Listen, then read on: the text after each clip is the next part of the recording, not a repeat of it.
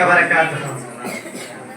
نحمده ونصلي على رسوله الكريم أما بعد فأعوذ بالله من الشيطان الرجيم بسم الله الرحمن الرحيم يوم يفر المرء من أخيه وأمه وأبيه وصاحبته وبنيه.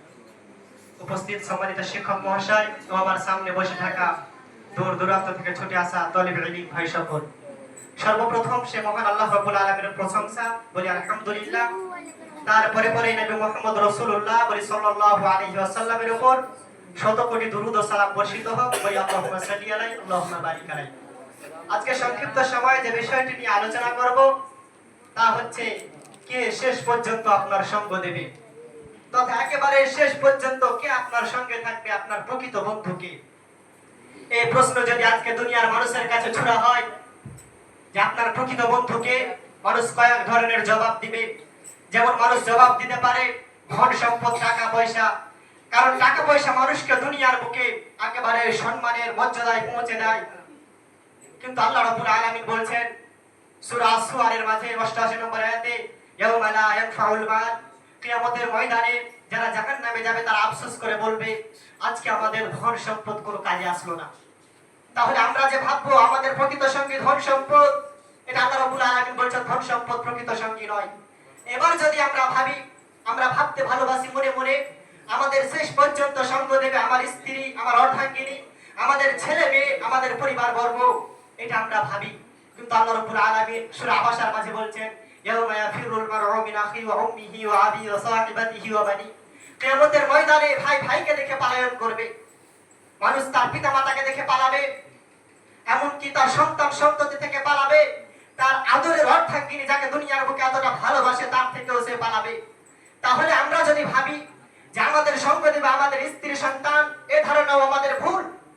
এবার যদি আমরা ভাবি দুনিয়াতে আমার একটা বিশ্বস্ত বন্ধু রয়েছে, যেই বন্ধুকে যদি আমি রাত 12টার সময় কোনো মেসেজ দিয়ে বলি আমি বিপদে পড়েছি আমার কাছে এসো, বন্ধু সঙ্গে সঙ্গে সাহায্যের হাত বাড়িয়ে দিয়ে সঙ্গে সঙ্গে চলে আসে, আমি আপনি হয়তো ভাববো ওই বন্ধু আমার প্রকৃত সঙ্গী, সে একেবারে শেষ পর্যন্ত আমার সঙ্গ দেবে। কিন্তু আল্লাহ রাব্বুল আলামিন সূরা যুখরুফের মাঝে বলছেন জালাখিল্লাহু ইয়াউমাইযিন বা'দুহুম লিবা'দিন আদুফুল লিল মুত্তাকিন, কিয়ামতের ময়দানে বন্ধুগুলো একে অপরের শত্রু হয়ে যাবে শুধু মুত্তাকিরা ব্যতীত। তাহলে বন্ধু আপনার প্রকৃত সঙ্গী নয়। এবার আমাদেরকে জানতে হবে তাহলে কে সেই ওয়াফাদার বিশ্বস্ত সঙ্গী যে একেবারে শেষ পর্যন্ত আমার সঙ্গ দেবে। এই প্রশ্নের জবাব যদি আমাদেরকে জানতে হয় তাহলে চলে যেতে হবে আজ থেকে 1450 বছর পূর্বে, বলি নবী মুহাম্মদ রাসূলুল্লাহ সাল্লাল্লাহু আলাইহি ওয়াসাল্লামের দরবারে। হাদিসের ভাষ্যকার হযরত আনাস ইবনে মালিক রাদিয়াল্লাহু তাআলা আনহু তিনি বলছেন যে রাসূল সাল্লাল্লাহু আলাইহি ওয়াসাল্লাম বলেন আতবাউল মাইয়িতা সালাসাতুন খারিজ ওয়া ইসনান ওয়া বাকা মা'হু ওয়াহিদ। আল্লাহ রাব্বুল আলামিন তিনি বলছেন, আল্লাহ রাব্বুল আলামিনের নবী বলছেন যে মানুষ যখন মারা যায় তার সঙ্গে কবর পর্যন্ত 3খানা বস্তু যায়, 2খানা ফিরে চলে আসে, 8খানা অবশিষ্ট থেকে যায়। আতবাউহু আহলুহু ওয়া মালুহু ওয়া আমালুহু, 1 নম্বর যায় তার আহল পরিবার, 2 নম্বর যায় তার ধন সম্পদ কিছু, 3 নম্বরে যায় তার আমল। 2খানা ফিরে চলে আসে, তার আমল ফিরে চলে আসে না, 2খানা ফিরে চলে আসে, তার আহল বর্গ ফিরে চলে আসে এবং কিছু ধন সম্পদ ফিরে চলে আসে। ওয়া বাকা আমালুহু, শুধু বাকি থেকে যায় তার আমল। তাহলে কবর পর্যন্ত গেল আপনার আমল, আর আপনার প্রকৃত সঙ্গী হলো সেই আমল, বলি সুবহানাল্লাহ। এবার এই আমল কবরের বুকে কিভাবে আপনার সঙ্গ দেবে? নবী মুহাম্মদ রাসূলুল্লাহ সাল্লাল্লাহু আলাইহি ওয়াসাল্লাম তিনি বলছেন কবরে যখন মানুষকে রাখা হবে 3খানা প্রশ্ন উত্তর হয়ে যাবে। মানুষটা যদি ভালো হয়, নবী মুহাম্মদ সাল্লাল্লাহু আলাইহি ওয়াসাল্লাম বলছেন ওয়ায়াতিহি রাজুলুন আহসানুল ওয়াজহি হাসানুস সিয়াবাতি মুররিন, মানুষটা যদি ভালো হয় তার কাছে সুন্দর পোশাক পরিধানকারী সুগন্ধ মাখা একজন সুদর্শন পুরুষ আছে।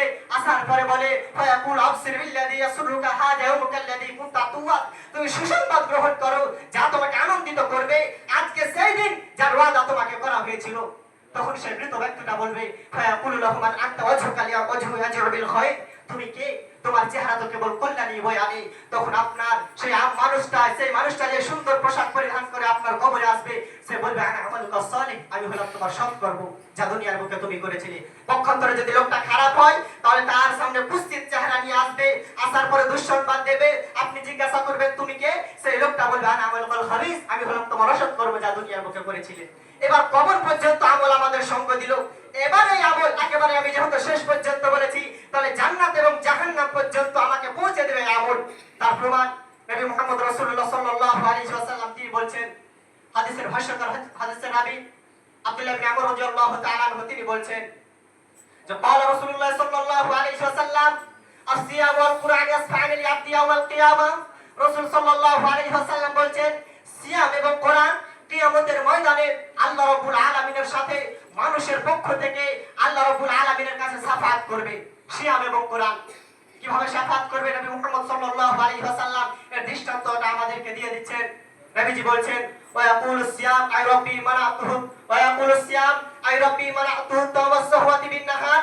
এ আল্লাহ আমি তাকে দিনের বেলায় পানাহার করতে দিইনি এবং দুনিয়াতে যত ধরনের কামনা বাসনা ছিল তা থেকে আমি বিরত রেখেছিলাম। ফাশাফা'নি ফি, অতএব আপনি আমাকে তার জন্য যে সুপারিশ করছি সুপারিশ গ্রহণ করুন। পক্ষান্তরে কোরআন বলবে ওয়া ইয়াকুলুল কোরআন আই রাব্বি মানাতুহু নাওমা বিল লাইল। কোরআন বলবে আল্লাহ আমি তাকে রাতের বেলায় ঘুমোতে দিইনি।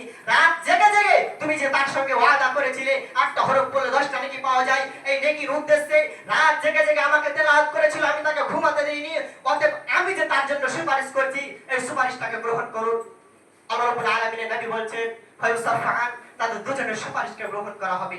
তাহলে এই আমল কবরে আমাদের সঙ্গ দিল, কবর থেকে একেবারে কিয়ামতের ময়দানে আসলো, কিয়ামতের ময়দানে এসে আমাদের পক্ষ থেকে আল্লাহ রাব্বুল আলামিনের কাছে আমাদের পক্ষ থেকে শাফাআত করলো এবং আল্লাহ রাব্বুল আলামিন আমরা যদি ভালো আমল করতে পারি, ভালো গুণে গুণান্বিত হই, আল্লাহ রাব্বুল আলামিন তাদের শাফাআতের বিনিময়ে আমাদেরকে জান্নাত প্রদান করবে। অতএব আল্লাহ রাব্বুল আলামিন আমাদের সকলকে দুনিয়ার বুকে প্রকৃত বন্ধু আমাদের আমলকে সুন্দর করার তৌফিক দান করুন। বলি আমিন। আল্লাহ তাবারাক ওয়া তাআলা আমাদের আমলকে সুন্দর করার তৌফিক দান করুন। ইয়া সাইয়্যিদ আমি আল্লাহ তাবারাক ওয়া তাআলার কাছে রেখে আমার বক্তব্য শেষ করছি। ওয়া মা আলাইনা ইল্লাল বালাগ। আসসালামু আলাইকুম ওয়া রাহমাতুল্লাহ।